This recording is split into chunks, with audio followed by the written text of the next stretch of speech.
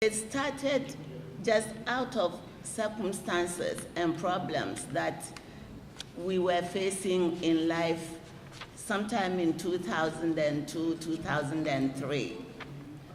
But after it was founded, it gave us opportunity to do a lot for children, underprivileged children. So our purpose in starting the organization was to address the need to educate children with disabilities as well as children from low-income backgrounds. Our philosophy is that God did not create any junk, that God created every human being with a purpose, and God gave every human being some talents that he or she can use to help in the development of their country, to help in developing their own families, and then extending to the country as a whole. And we believe that since God created everybody with a potential, a talent, if we guide the individual and nurture their potential, they can eventually achieve something in life. So our vision is to provide opportunities and resources to educate underprivileged children, which include children with disabilities and those from low socioeconomic backgrounds. We know that empowerment will involve education. In Africa, as most of you know, when a child is born with disability, most of the time the parents don't even want the public to know that they have a child with disability. And so the child is hidden somewhere in the house. And those that are able to walk and get out of the house are left to sit on the street side begging. Education is not a priority even on the minds of the parents and the rest of their families. And so our goal here was to help educate these children and also to create awareness for the parents that it's important to educate those children, to give them some kind of training so that they'll be able to support themselves when they grow up. And in order to train these young people, we plan to give them the basic skills that will equip them for life and enable them to take active roles in the development of their countries. And the basic skills that we were talking about was to train them in critical thinking skills, beginning with reading and mathematics, and also to help them to develop good study habits and eventually be able to solve problems, give them problem-solving skills. And in the end, our goal is to help these individuals to develop a strong sense of responsibility, self-confidence, a sense of self-worth, and integrity by providing them with a Christ-centered educational opportunity. Now, as you see, I just showed toys. Most African children don't have toys. When my husband's job transferred him to Ethiopia in the year 2002, we were supposed to ship our stuff, and I had collected a lot of toys. So we shipped all the toys to Ethiopia. We shipped books and other teaching materials. And our goal was to take all these things to Ghana from Ethiopia. like I would take a little bit every time I was going to visit Ghana. However, when we got to Ethiopia, things changed. So we couldn't take them to Ghana.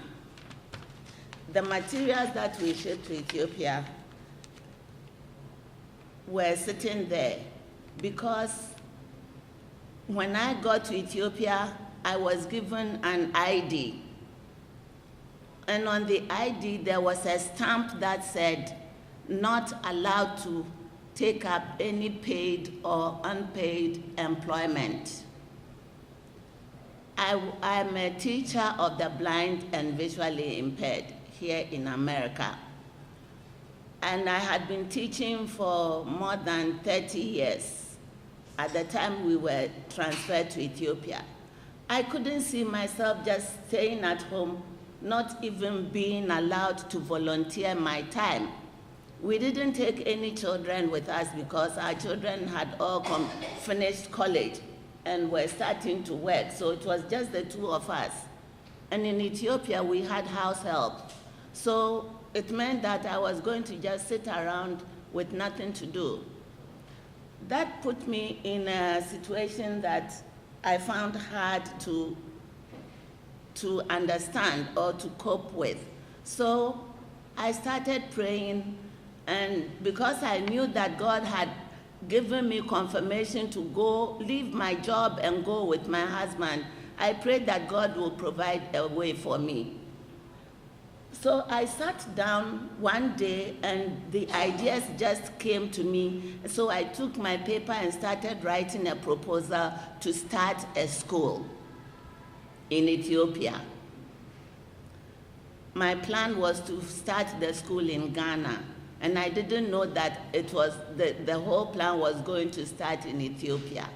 So I wrote the proposal and I presented it to the Ethiopian Investment Corporation. And within 2 weeks, they gave me the license to start the school. So I started the school in Ethiopia. I rented a house and started the school. We started with 8 children. Only one of those children could speak English when they came in because his father was from Ireland and his mother was an Ethiopian. The rest of the 7 children didn't speak a word of English when they came in. We had 4 of them who were 5 years old in kindergarten, and the others, 2 of them one was in 2nd grade, and then the rest were preschool children. When we started, the lady there was our help. Here, we put all the children, we decided we'll have a uniform school so that there will be no difference between the poor child and the child from the rich family. Most of the children we took in the school had to walk 3 miles to get there because they were from poor families. We had to provide school uniforms for them. We provided breakfast and lunch and gave them a snack after school. And they walked all the way home, didn't have any food to eat, no dinner. They will walk back to school in the morning, and they'll come and one of them will say, my stomach hurts. And at that time, it didn't even click in my mind that the child was hungry. So I would say, why? What's wrong? And then one day he told me, I didn't eat breakfast. I told my mother I'm hungry, but he didn't have money to give me. He didn't have food for me. So we had to start providing breakfast for them.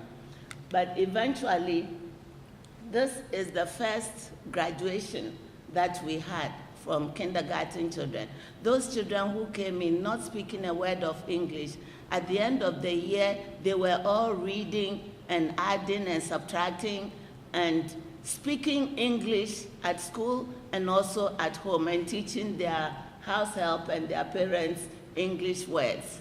So that we saw was a very good thing to do. We called it success for us.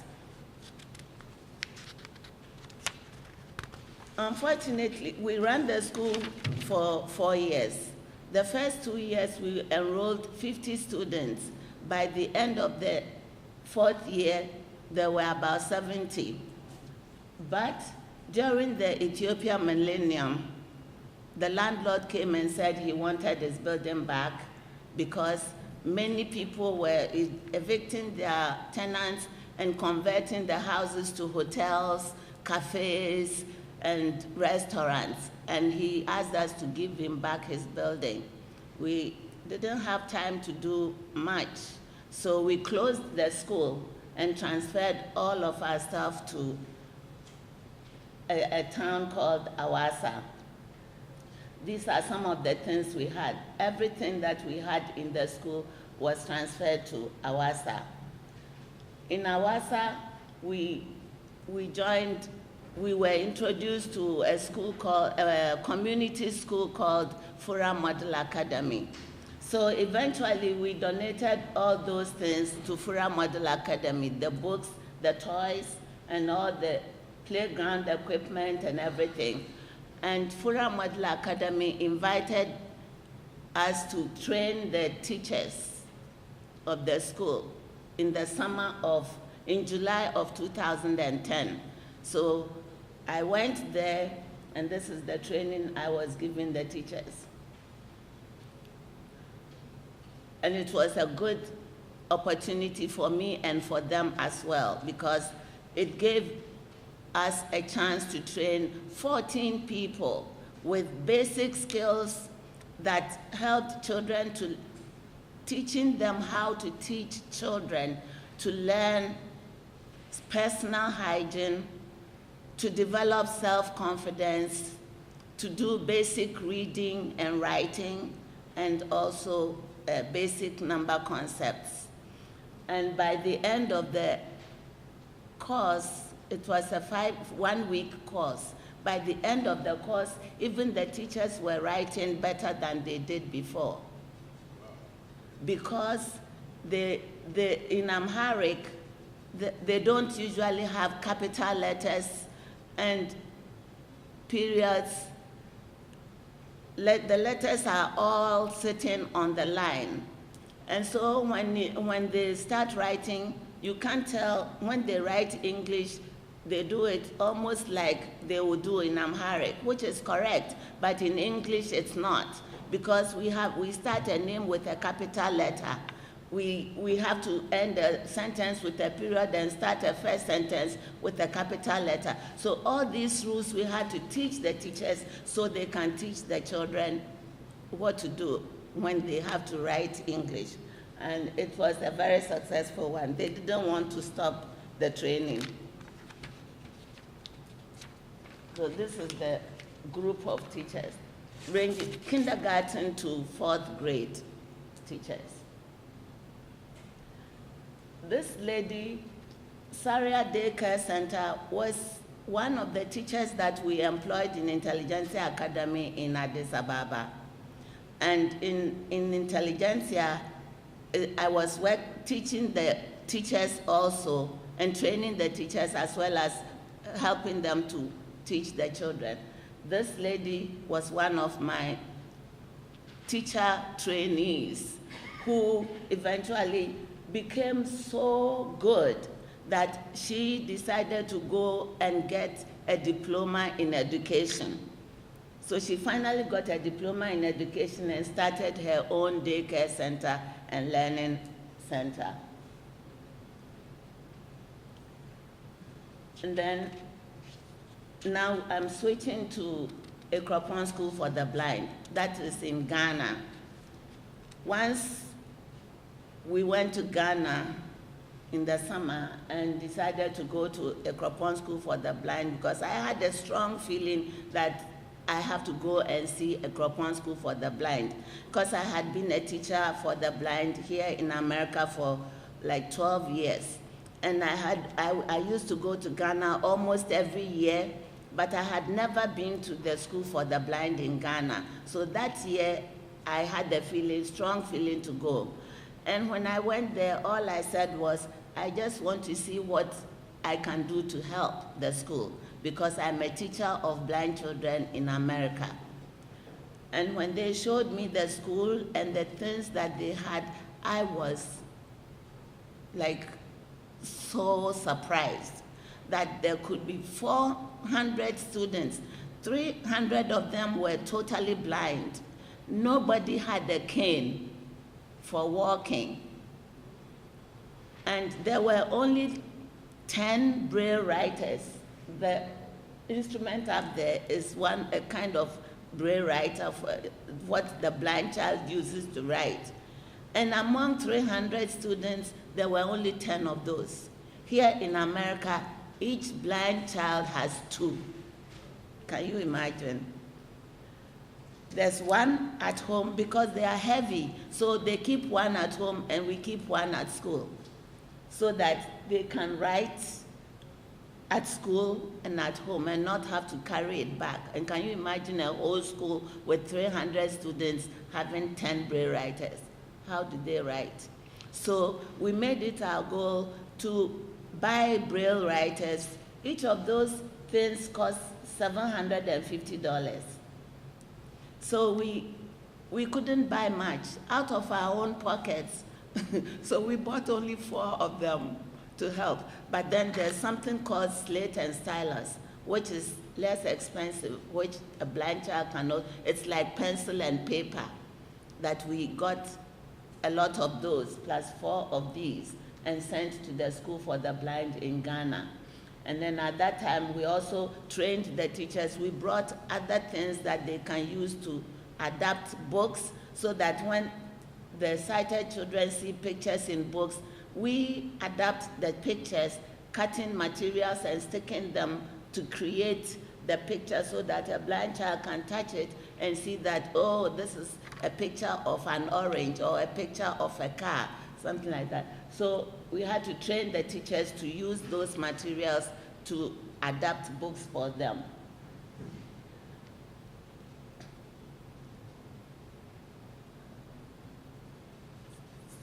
That's for Ekropon School for the Blind in 2011. And then in 2012, we had a project in Kumasi where we were building a school for a children's center and a learning center. It's a children's home and learning center in a village near Kumasi in Ghana as well. And we acquired 6 acres of land and started developing 1 acre for a preschool building. And as you all, some of you know, acquiring land in Africa is not easy. But after acquiring, people think, hey, they are coming from America, they have a lot of money. And so they try to do everything they can to extract as much money from you as they can. So they stopped us when we tried to build the school.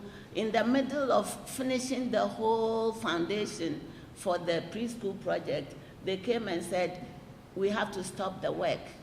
So that was from 2005 all the way to 2012. They stopped us from working. But eventually, when they opened the way for us to continue was 2012, 7 years later. We almost gave up, but we were able to start again, so we made a borehole that will produce water, good drinking water for the school and also for the village. This is what the school will look like when it's completed, the preschool section. It has these facilities as well as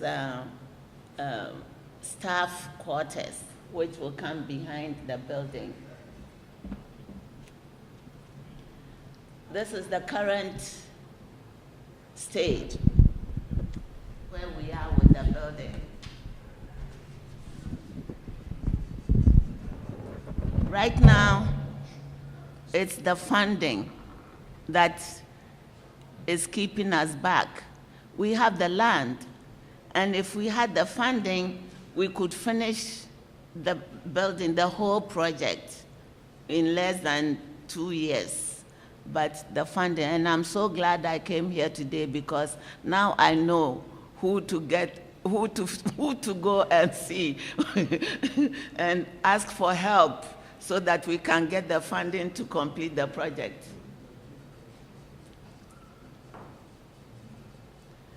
Now, going back to Ekropon School for the Blind, they still need a lot of materials. Braille writers, they still need braille writers. They need computers, and they need software for the computers, software that will read the materials to them, because they can't see the computer. And they also need canes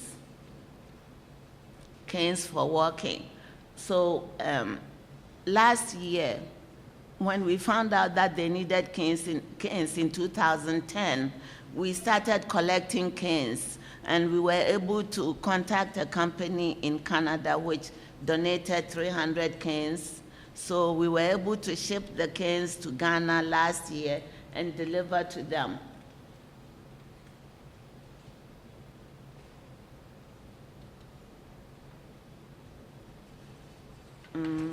Is this where the video comes in? Oh, no, not yet. Okay.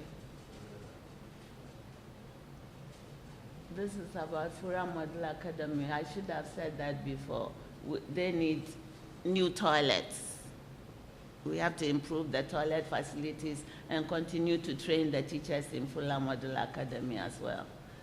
Now, our focus for 2014 and 2015, we would like to be able to complete the building that I just showed you, the Achama, the Children's Home and Learning Center, and fully furnish it, install playground equipment, and move the students in by September of 2015. Now, my question to you is, what can you do to help? We are asking for help. In Hebrews chapter 13, verse 16, it says, "Don't forget to do good and to share with such sacrifices, for with such sacrifices God is pleased." God has blessed us in many ways, and I believe that I'm blessed. God has blessed me in many ways. I'm blessed because of where I was born. I was born in Ghana. I'm blessed because of the parents to whom I was born. I was fortunate to be born into a family where both parents had education. Because right now, as I stand here, if my parents didn't have any education, I probably wouldn't have gone to school, because I was born with visual impairment, which was not obvious, because I could see, walk around, but I could not read anything on paper. And if my parents had not had any education, I would have been taken for somebody who cannot learn in Africa. I grew up, I went to school there, I got my first degree and a second degree in Ghana before I came here. But that's because I was born into a different family. Now, what I'm saying is God has blessed us, and why does God bless us? He blesses us so we can bless others with what we have. Most of these children, they didn't choose to be born where they were born. And I didn't choose to be born where I was born. That's why I'm saying I'm blessed. There are some children who are on the streets right now in Ghana, in many places in Africa, in Ethiopia, and many other countries in Africa. They didn't choose to be born there. They didn't choose to be born to those parents. They just found themselves there, and they have to deal with it. So those of us, that's my belief, those of us who have been blessed when we see these things, we shouldn't turn our backs and turn away. We should do whatever we can to help these children to come out of this cycle of poverty by sharing our blessings with those who are less privileged than we are. So I would encourage each of you to get into the business of developing people, because when we work to develop people, they are able to support themselves.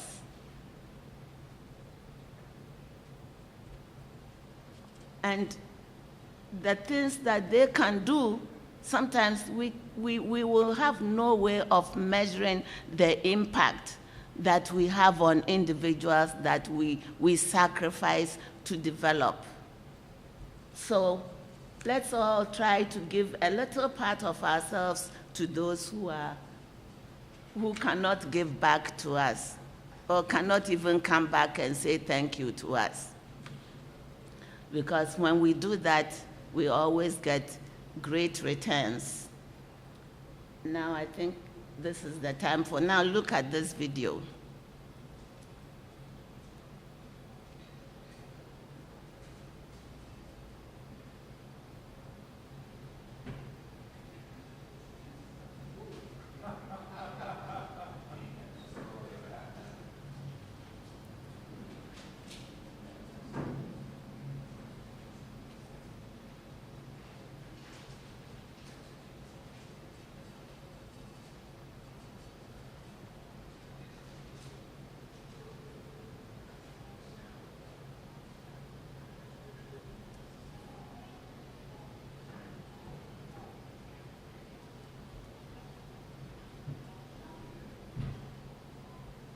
How does that work? You need this?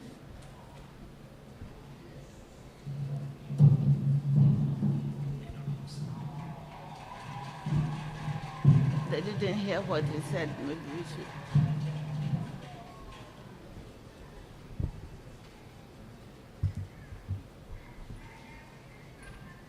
It's not loud enough. What's happening? It's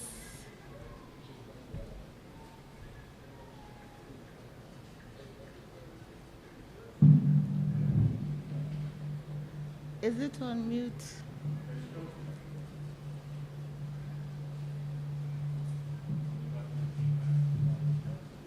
What's happening?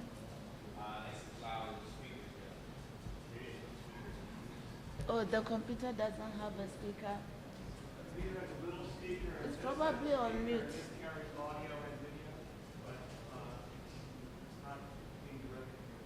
Oh. You may be able to change the setting on the player and send the audio here. I think the key is the scenario. This is the school for the blind, and these are the children that are in the school. If we have noticed this young man with an orange shirt, he was skirting the curb all the way until he found a wall that he could touch, and then moved to go on. Now this little boy is also one who had never used the cane before. This was the opportunity to equip them, and this was a chance for us to show him for the first time How to use the cane. use the cane. So that's what the opportunity we had last year in September to be able to share some of the work with Cedar Foundation with the blind. And soon he got the hang of it, and with a bit of practice, he was there coaching, he was able to move on a bit. These are the opportunities that Cedar Foundation had to be able to support the work there. So you see, let's say use some of their training and skills to support the children there, but the resources that some people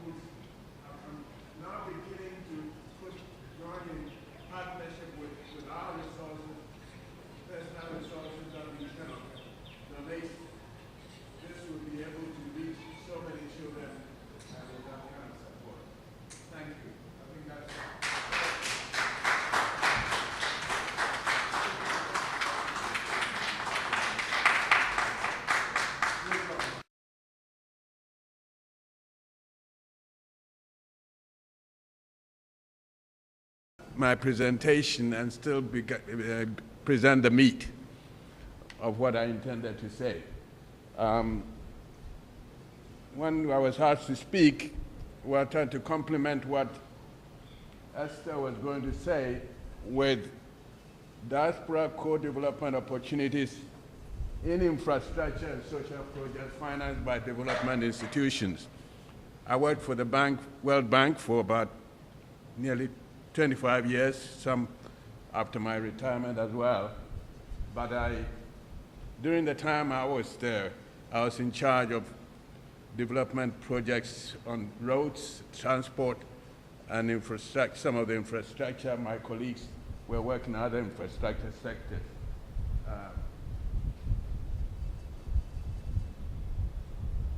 Now, I'll cut short there's an overview to the presentation. I'll go through a few calls for Africa's development and Millennium Development Goals, which has governed the world of development for the past, since 2000 and 2015, we expect to conclude on that. There's an African president's quote.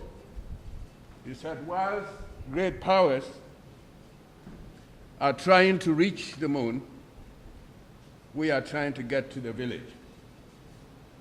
While the great powers have been to the moon and back and are now even communicating with the stars, we are still trying to reach the village.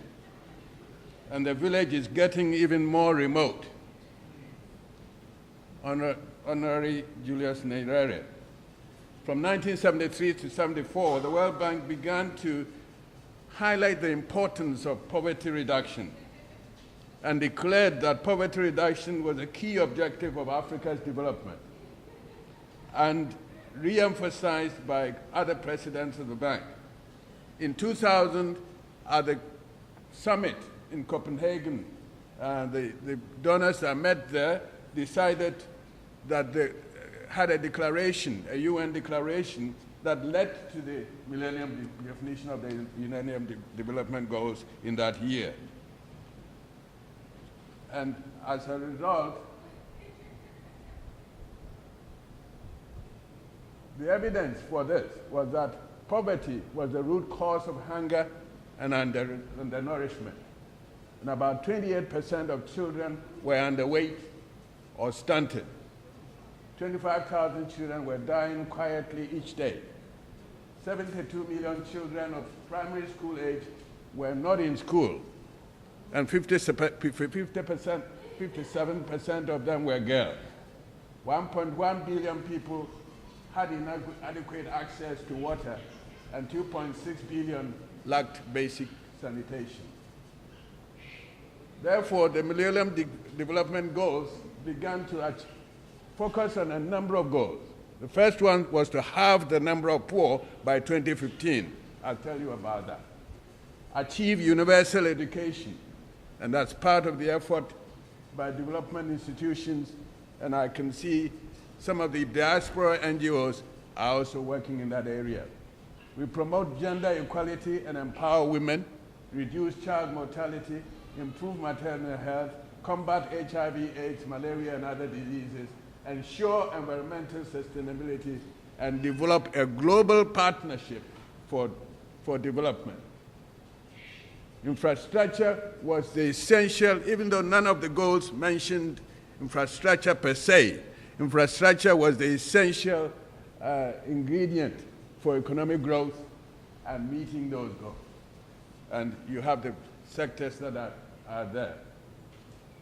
The Africa Transport Policy, therefore, was to link people to resources and opportunities and locate services to benefit from infrastructure development.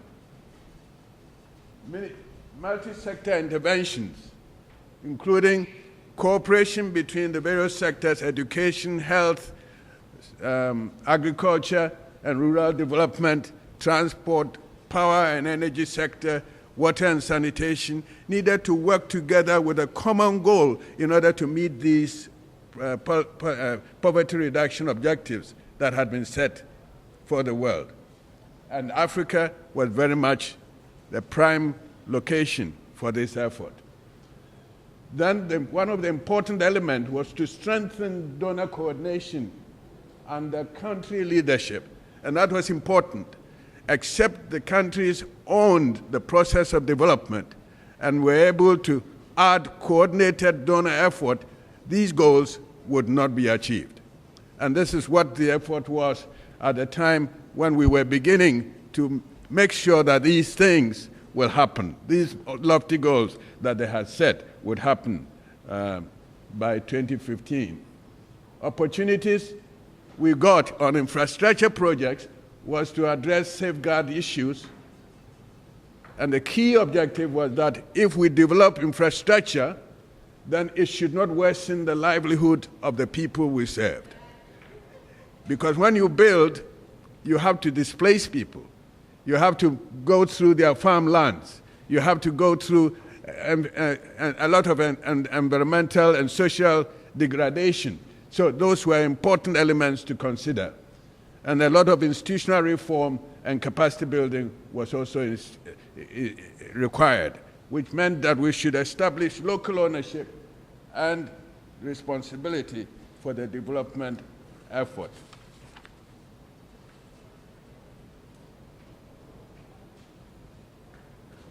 I'll whisk through a number of pictures, give you a flavor of some of the things we were doing on the ground.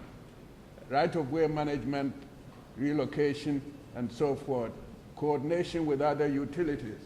Building roads, some of them non-existent, meant that we needed to coordinate between utilities and other things to ensure that we did not disrupt power when roads are being built and so forth.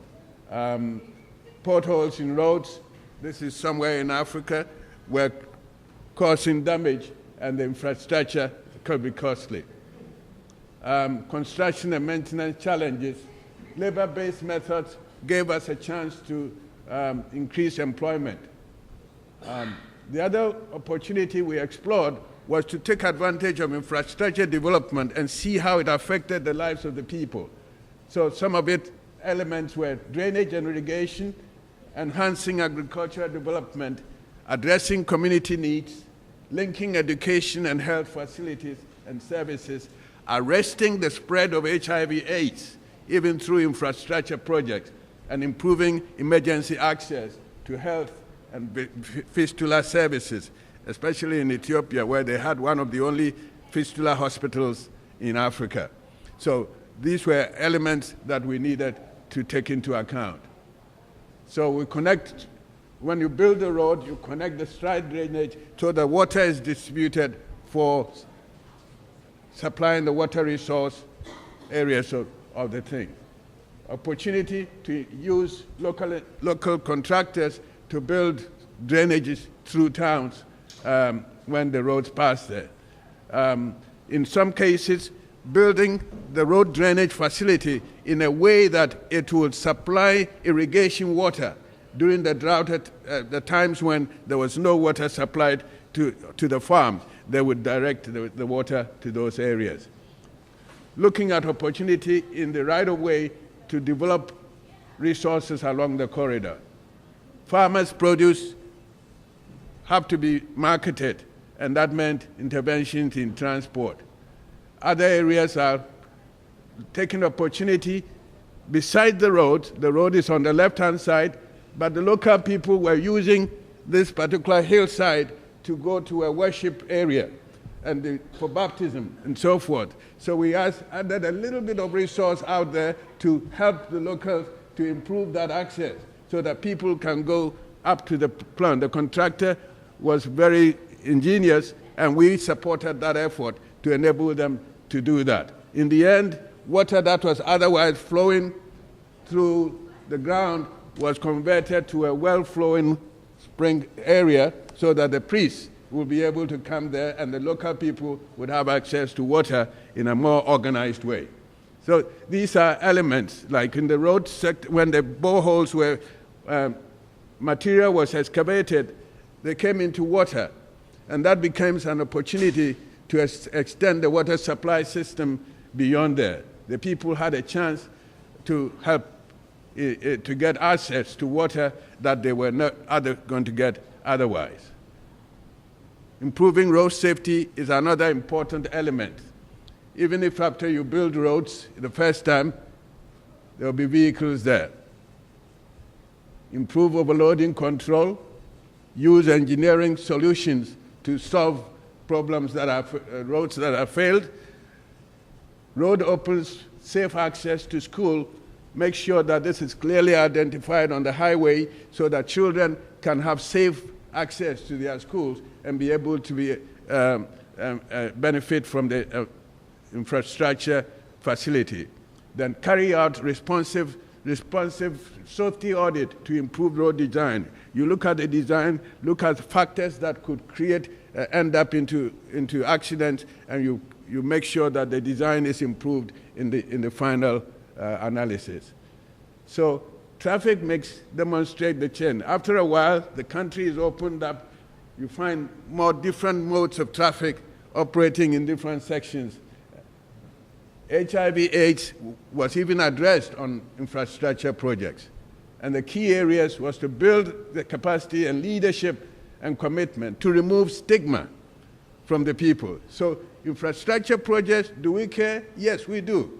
Because transport was the greatest vehicle, the single most critical vehicle through which HIV/AIDS was being transmitted. In Ethiopia, we found out that the town of, in Uganda, in 1990, the town of Rakai was vanishing because that was the stop for truckers on their way to the port of Dar es Salaam. And they would stop there, multiple partners and so forth, and they begin to infest the village, and soon people were losing their fathers and then their mothers. And we had children and orphans galore. So the cooperation at head post to address the issue was important. And then information, education, and communication in Ghana,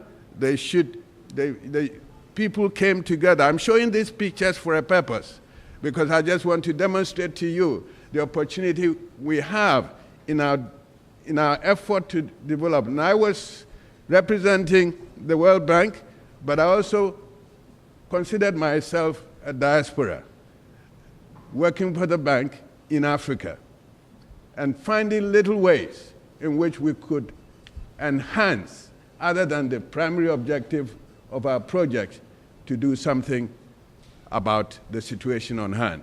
So all those examples are situations when you address needs as they came, in addition to the primary objective of your project. Now, multi-sector investment, at some point, all means of transport become necessary in order to move commodities. The urban and village markets destination, savings in travel time and transport costs, less vehicle operating and transport costs is the ultimate objective. In the end, the question is, when the facilities are completed and celebration ends, when the road is opened and the politicians have cut the button, the ribbon, will the people stay safe, educated, healthy, and productive for their family and country? And that's a question we always put to the government. We should do more beyond just bringing up infrastructure.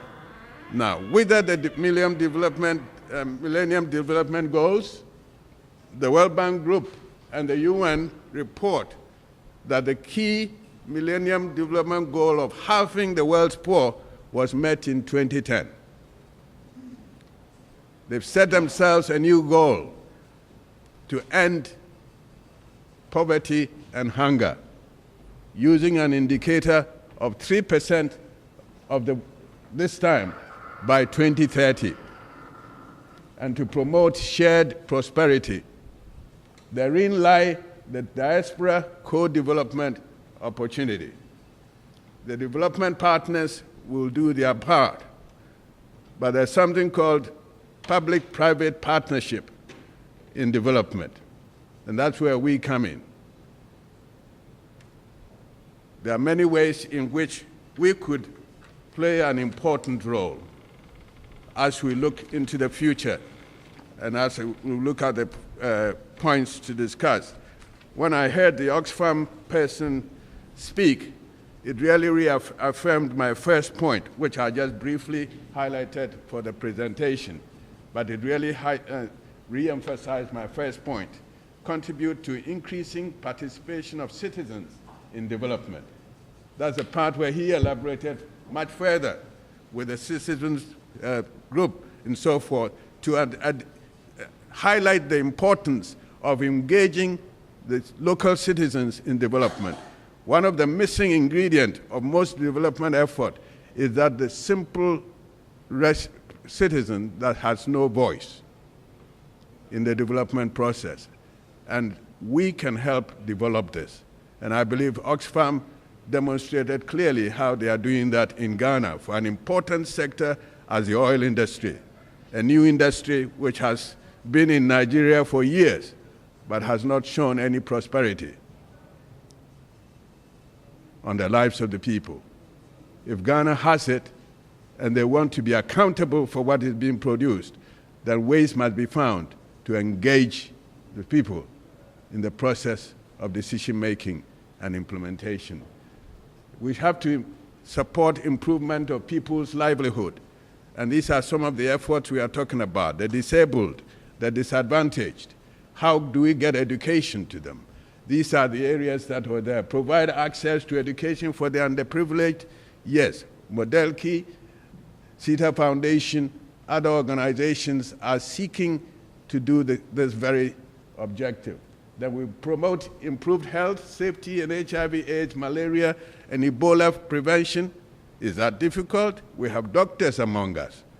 We have people who are already working in the area. Can we mobilize those resources to do that? And then contribute to eliminating isolation, increasing mobility, and social inclusion. That's an important element of our objective as people from the diaspora. So I thought that I would leave these thoughts with us, with the many that have been shared earlier and many more to come, so that we can be able to think on these things. This coming month, is the month of emphasis of the diaspora. So you will hear many meetings being advertised and talking about it. If we can do something about it, let's begin to do as we are called. Thank you very much.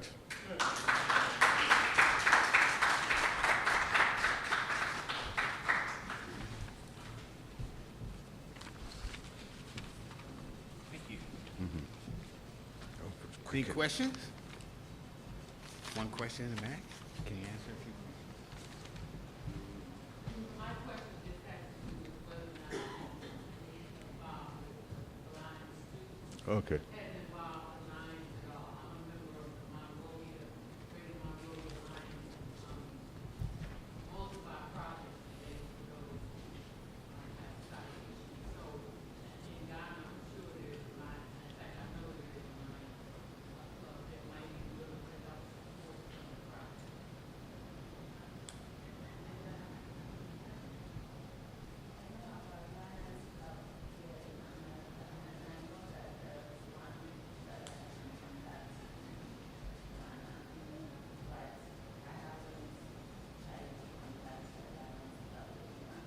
Okay, I would suggest that because initially their mission was strictly because it was Helen Keller, and I think it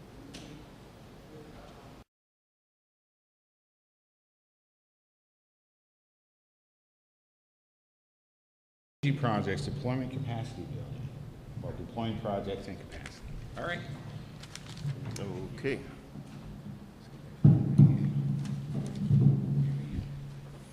Well, thank you very much for your patience.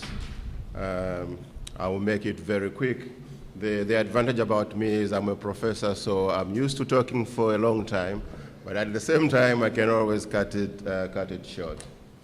So what I'm going to talk about is really deploying energy projects in Africa and how the diaspora can get involved in that, but I'm going to make it extremely brief.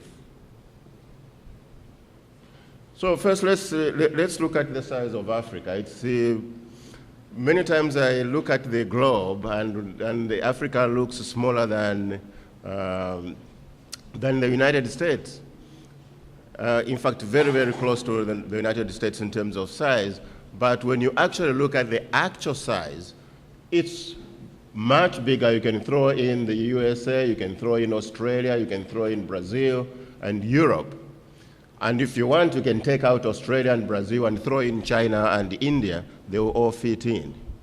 So it has always puzzled me as to why it looks so small on the map. I've spoken with my fellow academicians, and they tell me that's because of the globe, which distorts the size. So, but I'm willing to accept that, that explanation. But when you look at Africa, most people think of Africa as a place where people are begging for things, where there is no progress that's going on. And so that's the reason why we even started the Energy Africa, to shine a torch on Africa in terms of business opportunities. There are business opportunities there just like any other place. So if you look at Africa, you can divide the history, looking at the past, looking at where we are now, and looking at the future as well.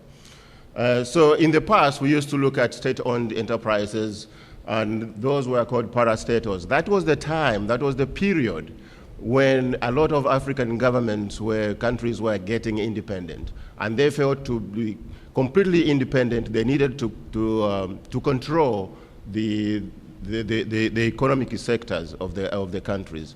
As a result, they ended up nationalizing most of the big companies. Like in Zambia, where I come from, the mining industry, normally owned by Ron Selection Trust and Nchanga Kose Copper Mines, all those were nationalized. If you look at Zaire, the Geka mines were nationalized. I mean, that was the theme of that particular era. Well, and what that meant was that the government was the major financier of all the projects that were going on in those countries. And the government didn't have all that money to finance these projects. And what happened is we ended up with high debt, we ended up with deficits, and there were very few entrepreneurs because the government was providing all the employment. And the government was making it very tough for entrepreneurs to actually do their work.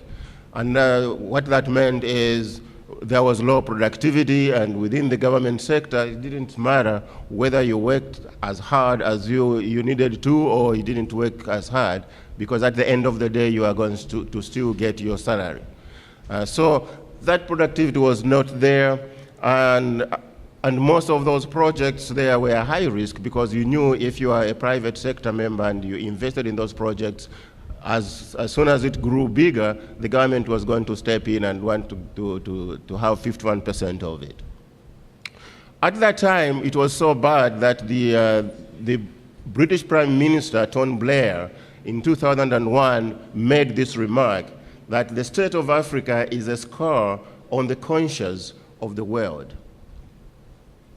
Well, now let's look at Africa today. A lot of things have changed, and unfortunately many people are still caught up in that time frame when things like that were happening. But now things have changed substantially. If you look at the investments, they are all now privately led. All the telecommunications, the power, the utilities, all those are being privatized, so that the private sector is now coming in. And as a result of what has been happening, we're now seeing the debt has gone down by 33%, the deficits has gone down by 67%, and there is strong infrastructure and strong institutions, and transparency in governance has also increased. We are still working at it. It's not completely, we haven't completely cleaned it up, but we are still working on that. And as a result, we have the projects in Africa have got the highest, one of the highest returns on investment. And in summary, actually, the Reuters put it very nicely when it said, Africa is the new frontier, which means we have to take a look at that. Now, what's the evidence behind that? Well, you look at 2013, for instance, the growth was 5.6, whereas the global economy was only growing at 4%. So Africa was way ahead of the rest of the world. If you look at 2014, 61% anticipated global economy is going to grow at 3.3, while the global economy is going down, Africa is actually going up. Inflation, look at how it has declined. From 2011, it was 10%, and now we are anticipating it to be, well, that should have been, we're anticipating to be about 5% in 2014, which is a very good thing. Foreign direct investments, those have been increasing as well. And we're having more discoveries where we know we already have a lot of natural resources, but we're finding more and more natural resources. If you look at, in the past, it was Nigeria in terms of oil or the northern part, but now you are looking at the south, the belt, between, I mean, the East Africa, all that is now we're finding natural gas, we're finding all kinds of resources. So that is also helping quite a bit. And in fact, the McKinsey says that Africa offers the highest rate of return on investment of any region in the world. That's very important because most of the people don't understand that you can invest in Africa and get very good returns on your investment. As a result, while China is investing in Africa, we are seeing American investors are still considering, they are still thinking about investing in Africa while things are going on. So if you look at economic growth, you can just summarize this very briefly. All that you see in blue, that is in excess of 4% in terms of growth. Compare that with the US. We have been growing, every time we get numbers like 1.5% growth, we are dancing about it because it's pleasing. But look, here we're talking in terms of over 4%, almost half of the continent. On average, we have 5.5% growth in Africa. And not only that, if you bring it down to a lower level, if you look at the so-called economic juggernauts like China and India, look at how they fit in relation to African countries. You're looking at Sierra Leone, almost 18%, Niger, Cote d'Ivoire, by the way, Ethiopia, Burkina Faso, Rwanda, all those are growing at faster rates than the economic juggernauts that we know. That tells you something again. And if you can go back and look at India, Mozambique, Zambia, Ghana, they are all growing at a faster rate than the powerhouses that we know in terms of the economy. However, having said all that, we still do have some problems. All this stuff is going on, very good stuff, but we still have some problem. For instance, access to electricity. If you look at the green, that's where we have more than 90% of people accessing electricity. But as you start going through sub-Saharan countries, you notice that the access is actually dropping off dramatically. That means we have to do something. Because with the shortage and lower access, that means that even though we are talking about economic development, that is not going to last very long because it's going to be constrained by the lack of electricity.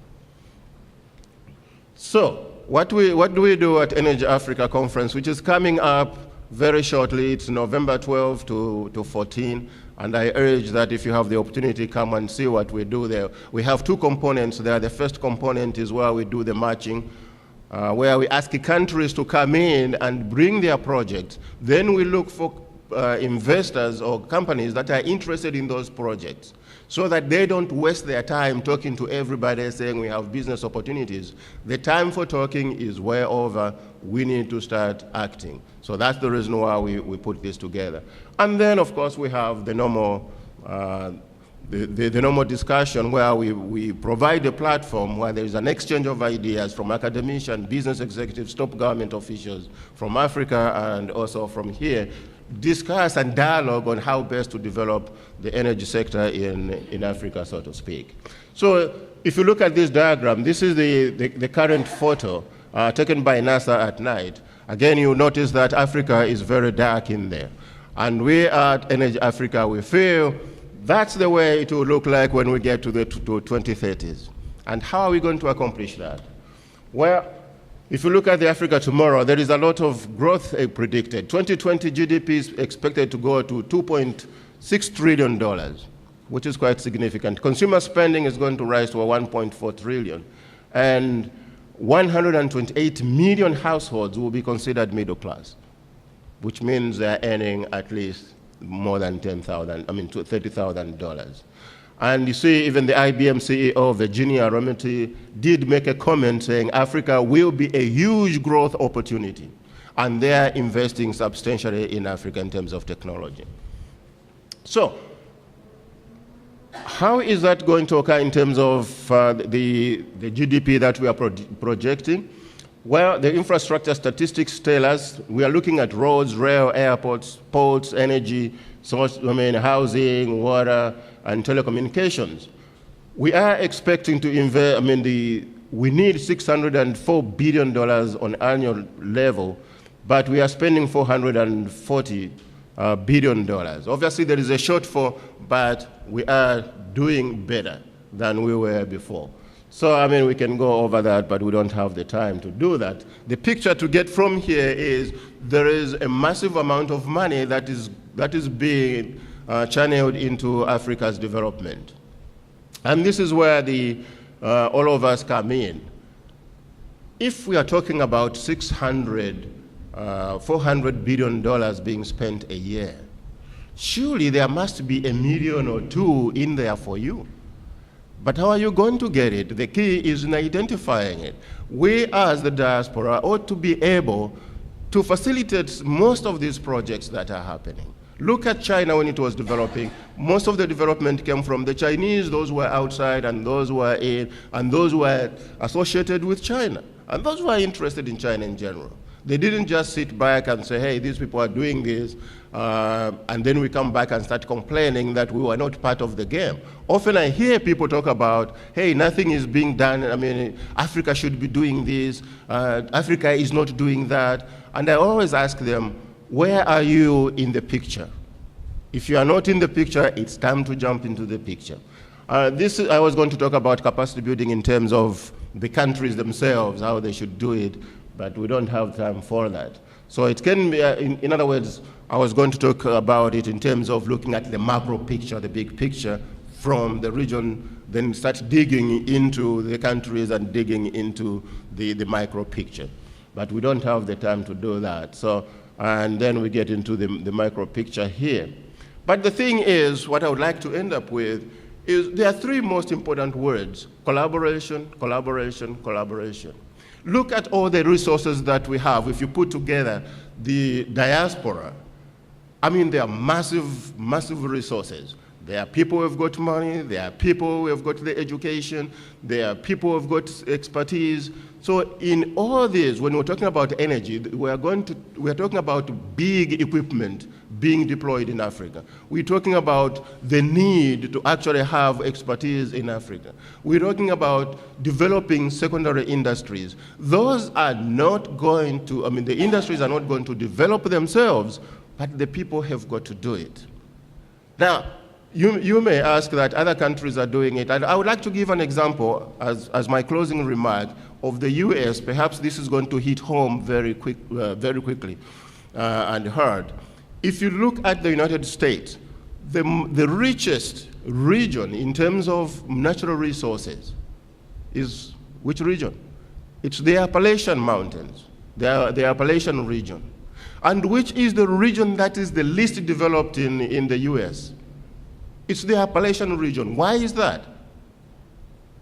The people in the Appalachian region, they are not using those resources to recycle. They've got timber, they've got minerals, but guess what? All that coal is going over to Colorado, it's going over to Tennessee, and so on, to power the industries in those areas.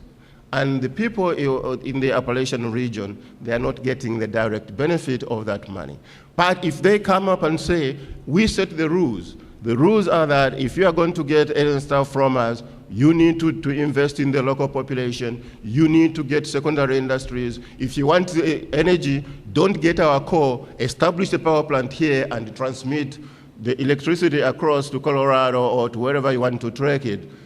You see that the Appalachian is going to be one of the most developed areas in the US. And let's do that for Africa. Thank you.